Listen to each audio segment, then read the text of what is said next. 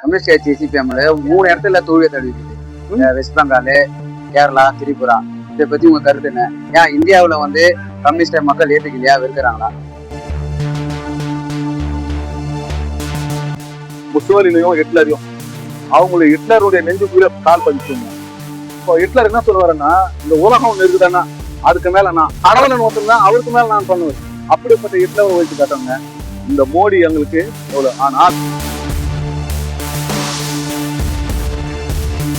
ஒரு இருமாப்பா இருந்த பிஜேபி முதல் முறையா ஒரு கல்வித்துறை மந்திரி ராஜினாமா பண்ண வச்சது என்பது இது ஒரு மிகப்பெரிய ஒரு சாதனை அப்படின்னு வந்து பார்க்க வேண்டியிருக்கு. இது ஜார்க்கண்ட்ல மாணவர்கள் போராட்டி இருக்காங்க. இப்போ இது எதை காட்டுதுன்னா மோடியுடைய வீழ்ச்சி காட்டுது. இந்த நாட்டினுடைய விடுதலைக்கும் இப்ப இருக்கிற பிஜேபிக்கும் என்ன சம்மதம் இல்லை. அதனால பிஜேபி மட்டும் ஒழிச்சு இல்லை, பிஜேபியினுடைய அரசியல் தலைவர்களாக இருக்கக்கூடிய RSS ஒழிச்சு காட்டணும். ஏன்னா இவங்கதான் வெள்ளையனே வெளியேறு இயக்கத்துல அந்த போராட்டத்துல எல்லாம் கைது பண்ண போகும்போது வாஜ்பாய் இருக்காரு இல்லையா, வாஜ்பாயும் கைது பண்ண போறாங்க. அப்ப அங்க என்ன பண்ணா திரும்ப காவல்துறையில இவர் யார் போறாங்களோ அவங்களால காட்டி கொடுத்துட்டு அடல் பிகாரி வாஜ்பாய் அங்கிருந்து விடுதலை வந்தவர்.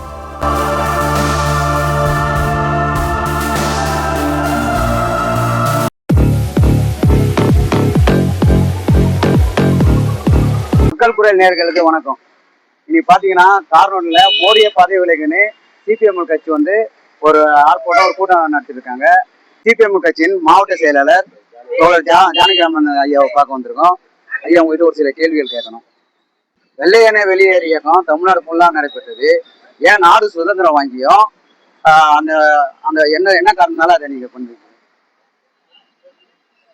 இப்போ வெள்ளையனே வெளியேறுன்றது 1942 ஆகஸ்ட் 9 அன்று இந்த நாட்டை வந்து சுரண்டிட்டு வெள்ளைக்காரன் வெளியேற்றணும்னு சொல்லி நடத்தின இயக்கம். அதுக்கு பிறகுதான் வந்து சுதந்திர போராட்டம் வெள்ளையான இந்த நாட்டு விட்டு போனாங்க. ஆனா வெள்ளையன் போன பிறகு இந்த நாட்டுல ஆட்சிக்கு வந்த காங்கிரஸ் பிறகு இருக்கிற பிஜேபி, இன்றைக்கு பிஜேபியை வெளியேறு அப்படின்ற இந்த முழக்கம்லாம் கடந்த காலம் உங்களுக்கு தெரியும். 12 ஆண்டு கால மோடி அரசனுடைய ஆட்சி வந்து அதனுடைய வீழ்ச்சியை துவங்கி விட்டது. அப்படின்னா உதாரணம் என்ன சொல்ல வரேன்னா, மோடி இன்னைக்கு தொழிலாளர் விரோத சட்டங்கள், எம்என் மேரேஜுக்கு வந்து ஒழிச்சு கட்டி விபி ராம்ஜேன்னு ஒரு சட்டம் கொண்டு வந்து அவங்களுக்கு இருந்த அந்த உரிமை கூட பறிச்சிடுற அந்த இது வந்து எடுத்துட்டாரு. அப்போ அது மட்டும் இல்லாம நீட்டு போன்ற இந்த நீட்டு கசிவு, அந்த வினாத்தாள் கசிவு விஷயம்லாம் உங்களுக்கு தெரியும். இப்போ இதுக்கு எதிராக இன்னைக்கு ஜேசிபி கூடிய கர்பான் பூச்சி ஜனதா பார்ட்டி ஒரு மிகப்பெரிய ஒரு போராட்டத்தை கடந்த ஜூன் மாசம் வந்து அது உண்ணாநிலை போராட்டத்தை அவங்க ஆரம்பிச்சாங்க. ஜூலை மாசம் 20ஆம் தேதி பார்லிமெண்ட் மழைக்கால கூட்டத்தொடர் நடக்கும்போது ஒரு மிகப்பெரிய ஒரு பேரணியோட போகும்போது இந்த மோடி அரசாங்கம் முறையா அந்த தொழிலாளர்கள் கோரிக்கை அவங்க வச்ச ஒரே ஒற்றை கோரிக்கை என்னன்னா, இதுக்கு காரணமான அந்த கல்வித்துறை மந்திரி ராஜினாமா பண்ணணும், தர்மேந்திர பிரதாப் வந்து ராஜினாமா பண்ணணுன்றதுதான் அவங்களோட கோரிக்கை. ஆனா அதை பேசி தீர்க்கிறதுக்கு பதிலா அவங்க மீது மிகப்பெரிய ஒரு அடக்குமுறை கட்ட வச்சாங்க. எப்படின்னா, லட்டி சார்ஜ் இருக்குல்ல, லட்டி சார்ஜ் பண்ணுமா அந்த லட்டியில ஆணி வச்சு அடிச்சிருக்காங்க. அப்புறம் அந்த புல்லட் குண்டு இது வந்து அது பயன்படுத்தக்கூடாது, அது பயன்படுத்திருக்காங்க. பீகார்ல போராடக்கூடிய தொழிலாளர்கள் மீது AK-47 துப்பாக்கி மூலமா பயன்படுத்திருக்காங்க. அப்போ இதுக்கு காரணமான அமித்ஷாவும் பதவி விலகணும் அப்படின்றது. அது மட்டும் இல்ல, ஒட்டுமொத்தமா மோடி இன்னைக்கு அயோத்தி ராமர் கோயில்ல நடந்த அந்த காணிக்கையோட ஊழல், இப்போ இது போன்ற பல்வேறு விஷயங்கள்ல மோடியினுடைய வீழ்ச்சி வந்து தொடங்கிச்சு. அப்போ மக்கள் விரோத சட்டங்கள், அப்புறம் என்ன பண்ற அனைத்து துறையிலும் இந்த RSS ஊடுருவல் வந்து வந்துச்சு. இப்போ இந்தியாவுடைய அரசியலமைப்பு சட்டத்திற்கே மிகப்பெரிய ஒரு அச்சுறுத்தலா இன்னைக்கு இந்த அரசு வருது. இது ஒரு ஒற்றை அரசா மாற்ற பாக்குறாங்க. ஒரே தேர்தல், ஒரே நாடு, இது எல்லாமே வந்து சாத்தியமே இல்லாது. இந்தியா வந்து ஒரு பல்வேறு மொழிகள் இனங்கள் கொண்ட ஒரு ஒன்றிய அரசு தான். அது ஒரு மத்திய அரசாங்கம் சொல்றது முதல்ல தப்பு. ஒன்றிய அரசு, அந்த ஒன்றிய அரசுக்கு ஒவ்வொரு மாநிலத்துக்கும் சில தனித்துவமா இருக்கு. மொழி ரீதியாகவும் சரி, சாதி ரீதியா பல்வேறு. பாத்தீங்கன்னா சுமார் 20க்கும் மேற்பட்ட இடத்துல பிஜேபி தான் ஆட்சி பெற்றிருக்காங்க. அதை பத்தி உங்களுக்கு கரெக்ட். இந்தியாவுல 22 ஸ்டேட்ல வந்து பிஜேபி இருக்கு. சில இடங்கள்ல மாநில கட்சிகளோட கூட்டணி இருக்கு, மறுக்கல. ஆனா இது எப்படி வெற்றி பெற்றாங்கன்றது நீங்க பார்க்கணும். பல இடங்கள்ல அவங்களோட அதிகாரத்தை துஷ்பிரயோகம் பண்ணி விலக்கு வாங்கப்பட்டு அல்லது அந்த மாநில கட்சிகளை மிரட்டி இப்படிதான் வந்திருக்காங்க. இப்போ தேர்தல்ல பல்வேறு முறைகேடுகள், அந்த வாக்கு திருட்டு நடக்குது.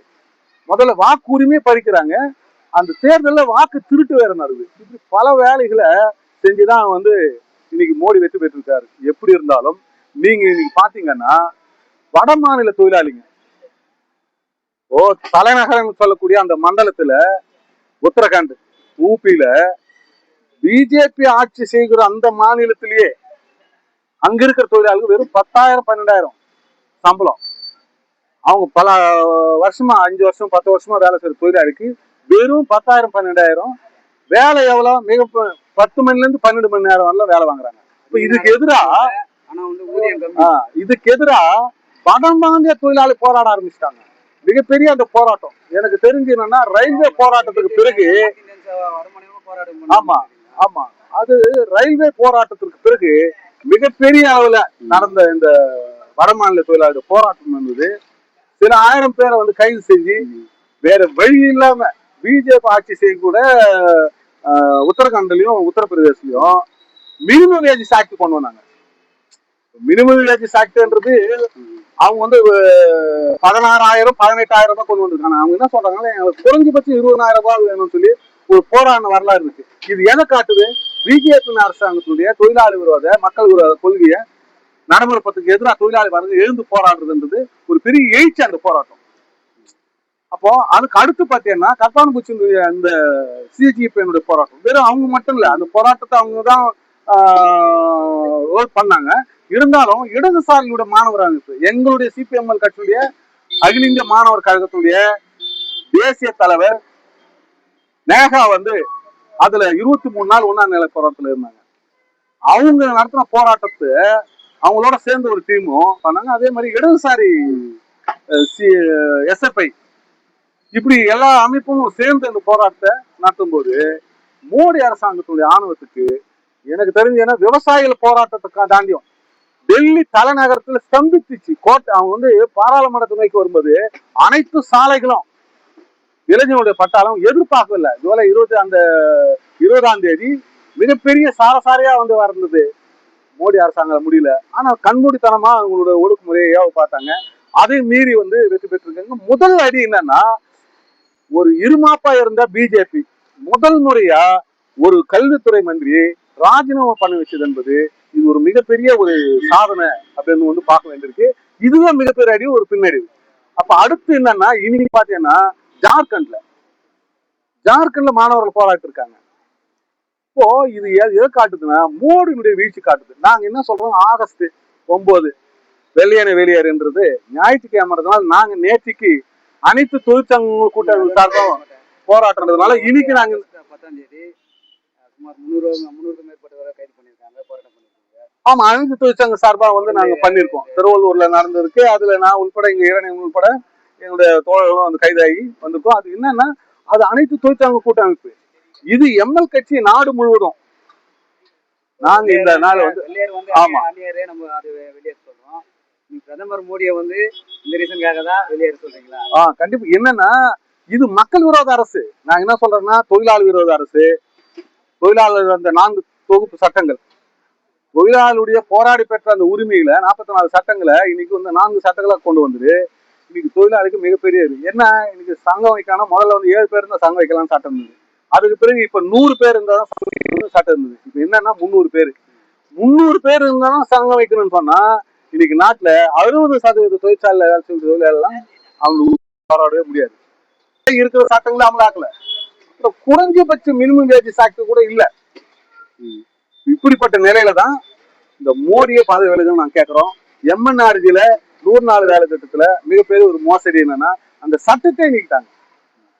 அப்புறம் 125 நாள் வேலை தரன்னு சொல்லிட்டு அது ஒதுக்குற நிதி எவ்வளவு? இன்னைக்கு இருக்கிற அது ஒதுக்க வேண்டிய பணம் வந்து 3,85,000 கோடி ஒதுக்கணும். ஆனா வெறும் 95,000 கோடி ஒதுக்கிட்டு இவங்க 125 நாள் வேலைக்காரன் சொல்றது இருக்குல்ல, இது ஒரு மோசடி. அப்புறம் கண் படம் அந்த வயதானவங்களுக்கு வந்து கண்ணு படம் எடுக்கணும், கைராக வைக்கணும், இது நிறைய பதிவாகாது. நான் வந்து டெல்டால வந்து கிராமப்புற மத்தியில அயர்லாவுடைய பொதுச்செயலாளர் மெம்பர்ஷிப் இயக்கத்துக்காக நான் போனேன். அங்க பேசும்போது திருவள்ளுவட்டம்னு சொல்லி ஒரு ஊராட்சியில அங்க 1600 பேர் வந்து எம்என்ஆர்ஜில பதிவு செஞ்சிருக்காங்க. ஆனா 250 பேருக்கு அங்க என்ன சொல்றாங்க, எங்களுக்கு அந்த பதிவு எங்களுக்கு வேலையே இல்லை. ஏன்னா இந்த புகைப்படம் எடுக்கிறதுல வயதானவர்களுக்கும் கை நாட்டு எல்லாமே வேலை. அப்போ இதுன்னா இப்படி ஒரு சிஸ்டம் கொண்டு வரதே அந்த தொழிலாளிய ஓரம் கட்டுறது, ஒழிச்சு கட்டுறது, இது ஒரு மோசமான ஒரு அணுகுமுறை. அதனால என்ன சொல்ல வரேன்னா, இவர்கள் கடவுள் பக்தர்கள் ராமர் பக்தர்கள் சொல்லிக்கிட்டே ராமருக்கு வந்த காணிக்கையே திருட பண்ணக்கூடிய கோடி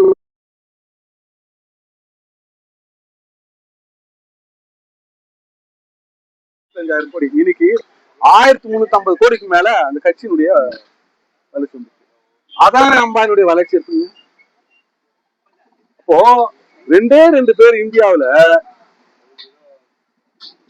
கூவி கூவி விற்கிறான், 2 பேர் வாங்குறாங்க. அது அமித்ஷாவும் மோடி வந்து விற்கிறாங்க இந்தியாவை. அங்க இருக்க அதானி அம்பானி வாங்குறாங்க. கடைசியா ஒரு கேள்வியா, கம்யூனிஸ்ட் கட்சி சிபிஎம்ல 3 இடத்துல தோல்வியை தழுவிக்குது. வெஸ்ட் பெங்கால், கேரளா, திரிபுரா. இதை பத்தி உங்க கருத்து என்ன? ஏன் இந்தியாவுல வந்து கம்யூனிஸ்ட மக்கள் ஏத்துக்கலையா, வெறுக்கிறாங்களா? இந்தியாவுல முதல் முறையா எந்த மாநிலத்திலும் கம்யூனிஸ்ட் கட்சி ஆட்சி இல்லாத ஒரு நிலை இப்ப இருக்கு. ஏன்னா திரிபுராவில் இல்ல, மேற்கு வங்கத்தில் இல்ல, கேரளாவில் கேரளாவில் உங்களுக்கு தெரியும் மாறி மாறி வரும். கடந்த முறை தான் 2 முறை சிபிஎம் வந்து ஆட்சியில் இருந்தது, அது வேற வழியா. ஆனா இதனாலேயே இடதுசாரிகளுக்கு வந்து எதிர்காலம் இல்லைன்னு சொல்றதுலாம் இப்ப இது எதை காட்டுது? இப்ப நீங்க நடக்கிற போராட்டங்கள் எல்லாம் எதை காட்டுது? மாற்று காட்டுது. இந்தியாவுல பிஜேபியோ காங்கிரஸோ இல்ல, வேறொரு மாற்றம் கிடையாது. தமிழ்நாட்டில் கூட ஒரு மாற்றம் வந்துருக்கு. மாற்றம் என்னன்னா, கடந்த 60 ஆண்டு கால திராவிட கட்சியினுடைய ஆட்சி மீது இருந்த அதிருப்தியுடைய வெளிப்பாடு. அப்புறம் விஜய் சரியா காவேக்கா ரைட்டான்றது வேற விஷயம். ஆனா ஒரு மாற்றங்கள் வந்திருக்கு, ஆட்சி மாற்றம். இப்போ நாங்க சொல்றோம், இந்தியாவுல தமிழ்நாட்டுல கூட 3 இடதுசாரிகளும் ஒரு இந்தியாவுக்கு மட்டும் இல்ல, தமிழ்நாட்டுக்கு, இந்தியாவில இருந்தா தமிழ்நாட்டை பொறுத்தவரைக்கும் தமிழ்நாட்டுக்கு மாற்ற இடதுசாரிகள் தான் அப்படின்ற அடிப்படையில 3 இடதுசாரிகளும் ஒரு ஒருங்கிணைப்பு குழு உருவாக்கி அக்டோபர் 6ஆம் தேதி திருச்சியில ஒரு மிகப்பெரிய பேரணி, அதுல எங்களுடைய நிலைப்பாடு, எங்களுடைய கொள்கை பிரகடனத்தை வெளியிடுறதா முடிவு செஞ்சிருக்கோம். அப்புறம் மாவட்ட அளவுல இப்போ அந்த இடதுசாரிகள் ஒருங்கிணைப்பு குழு வந்து உருவாக்குறோம். இது என்னன்னா, நிச்சயமா தமிழ்நாட்டுல சாணிப்பாலுக்கும் சவுக்கடிக்கும் முடிவு கட்டுறது கம்யூனிஸ்டுகள் தான். இன்னைக்கு தொழிலாளிக்காக ஆமா போராடுறது கம்யூனிஸ்டுகள் தான். இப்போ இந்த கம்யூனிஸ்டுகள் நாங்க ஒரு விஷயத்தை ஒத்துக்கிறோம், மக்கள் மத்தியில நாங்க இன்னும் ஐக்கியப்படுறதுலயும் அவங்களை அரசியல் படுத்துறதுலயும் நாங்க வந்து பின்னாடி சந்திக்கிறோம்னா நிச்சயம் சந்திக்கிறோம். இது எப்பவுமே சர்வாதிகாரம் இருக்குல்ல, அது ரொம்ப ஓகோன்ற மாதிரி காட்டும். அதோட வீழ்ச்சி என்பது இடதுசாரிகள் மட்டும்தான் இந்தியாவில் மாற்றத்தை உருவாக்க முடியும். நாங்க உங்களுக்கு தெரியாத விஷயம் இல்ல, முசோலினையும் ஹிட்லரையும் அவங்களுடைய ஹிட்லருடைய நெஞ்சுக்குள்ள கால் பதிச்சுங்க. இப்போ ஹிட்லர் என்ன சொல்லுவாருன்னா, இந்த உலகம் ஒண்ணு இருக்குதானா அதுக்கு மேல நான் கடவுளை ஒருத்தன் அவருக்கு மேல நான் சொன்னவர்.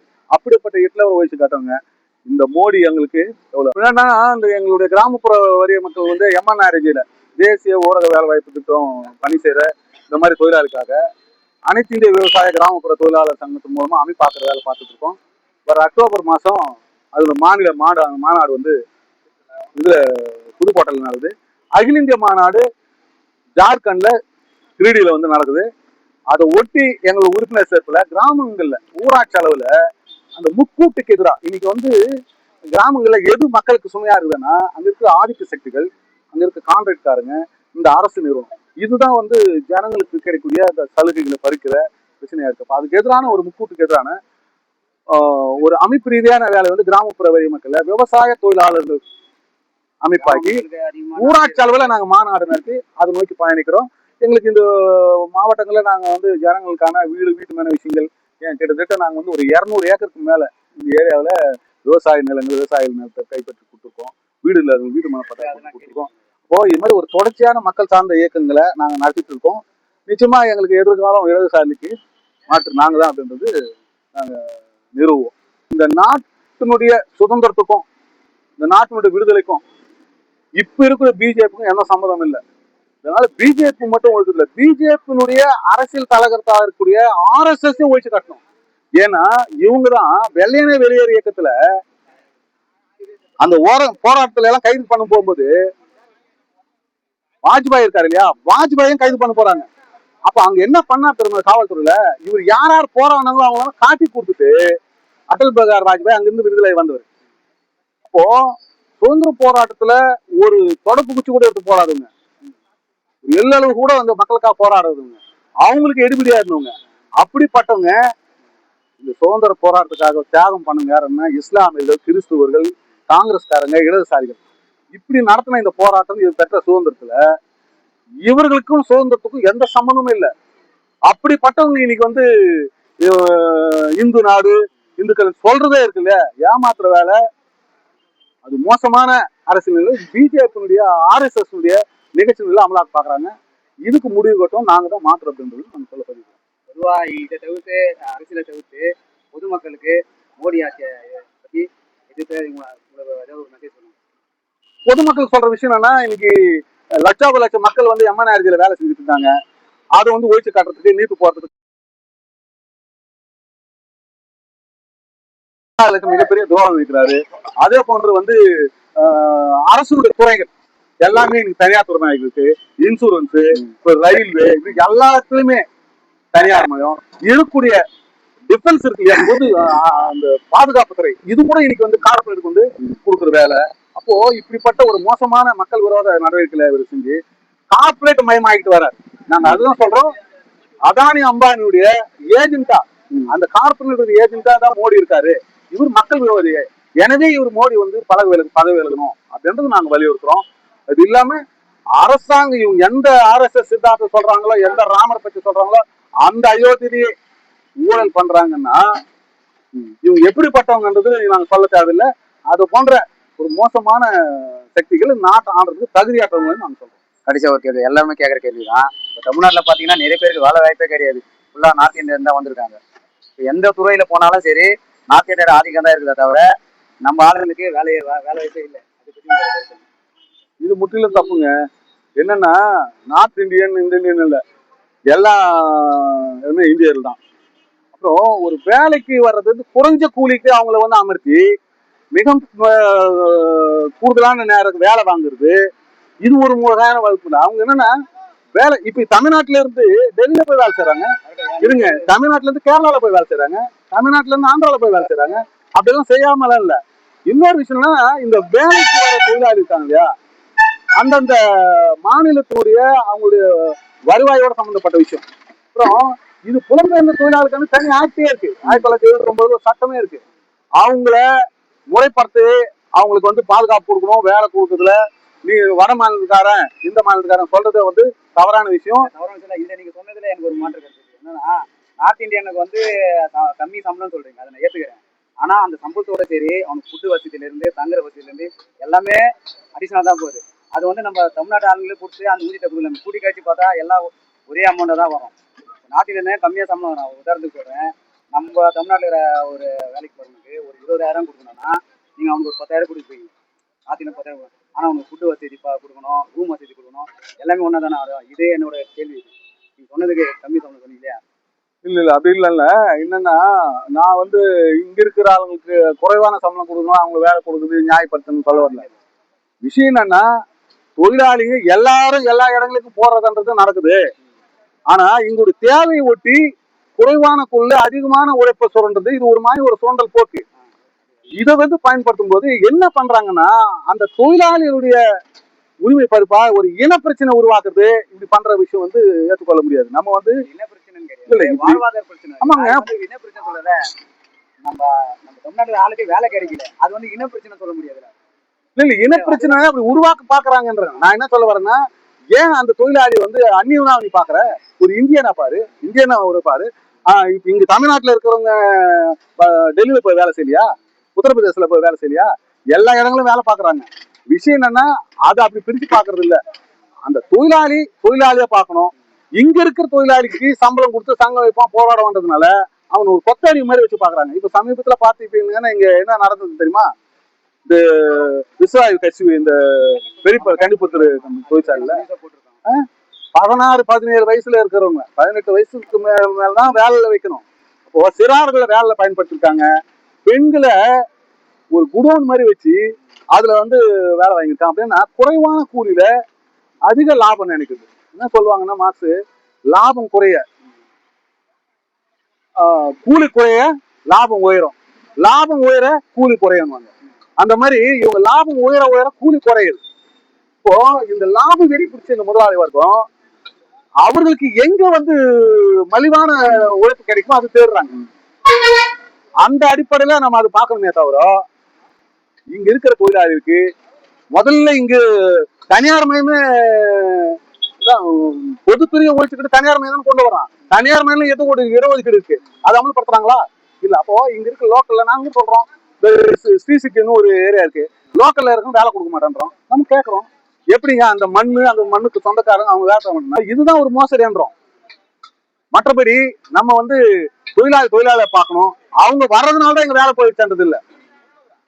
கடைசி ஒரு கேள்வி, இது வந்து முரண்பாடா இல்லை? இது என்னன்னா நார்த் இந்தியன்லாம் வராங்க, இன்னைக்கு நிறைய பேர் எல்லாமே நார்த் இந்தியன் எல்லாருமே சொல்ல ஒரு பர்டிகுலராக ஒரு சிலரை சொல்றேன், நல்லா ஹார்ட் ஒர்க் பண்ணி அவங்க குடும்பத்தை காப்பாற்றணும்னு இருக்கானுங்க. இன்னும் சின்ன சின்ன இந்த பாலியல் குற்றம் பண்ணி திருட்டு வேலை இதை பண்ணதுலாம் நார்த் இந்தியன் இருக்காங்க. தமிழ்நாடு இல்லைன்னு சொல்ல எல்லாமே இருக்காங்க. இந்த பிரச்சனை கருத்து இல்லைங்க, இது இப்படி வந்து அவங்களால தான் இங்க எல்லாமே சட்டம் ஒழுங்கு வருது, அவங்க தான் இந்த மாதிரி விஷயங்கள் ஈடுபடுறாங்கன்னு சொல்றது முற்றிலும் வந்து நாங்க மறுக்கிறோங்க. ஆனா சிலது நடக்குதானா நடக்குதுங்க. எப்பவுமே அடிக்கி ஒரு அடக்குமுறை இருக்குதுன்னா அதுக்கு எதிர்வினை ஒண்ணு இருக்கும். முதல்ல தொழிலாளிகளா அவங்கள டீல் பண்றது இல்லை. சிலர் வந்து தவறு பண்றாங்கன்னா பண்றாங்க. ஆனா ஒட்டுமொத்தம் வடமாநில தொழிலாளி இப்படிதான் இருப்பான்னு சொல்றது ஏற்றுக்கொள்ளுது. அப்புறம் தமிழ்நாட்டுல இருக்க அத்தனை தொழிலாளி அப்படின்னு சொல்ல சொல்ல தமிழ்நாட்டுல வந்து எல்லாமே நல்லவங்களும் சொல்ல இதெல்லாம் உங்களுக்கு ஒரு மெசேஜ் இந்த டாபிக் கூட போயிட்டேன், என்னால உங்ககிட்ட ஒரு மெசேஜ் கேட்டுக்கலாம் தான்.